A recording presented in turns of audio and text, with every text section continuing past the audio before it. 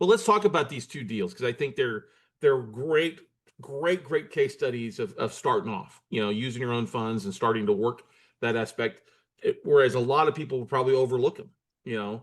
So why don't we let's talk about the Mayo, Florida one and what kind of happened. Now, without giving away a name, who was the seller? Was it a hedge fund, a bank, a private individual? I don't remember That was exactly. actually a hedge fund. Okay. And so that was they sent over a tape of, oh, I'm going to say probably 300 properties, but I'm not sure, or 300 notes, I should say. Yep. And at that time made a bid on about a half a dozen of them. And as is seems typical in this business, a lot of things end up falling out during the due diligence. Yep. One was taken away by them just because they couldn't make good on the title.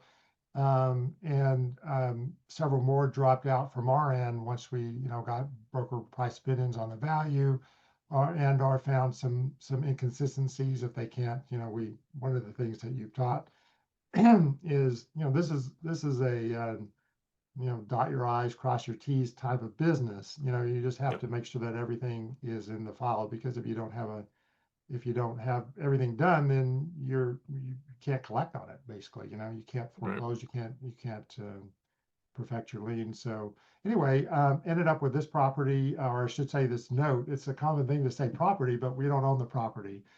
The property is in Florida, and the we bought the trust deed, and what it was, the unpaid principal balance was about 52,000 according to the thing. And so after our due diligence, we had made an offer of 35,000, and it was accepted.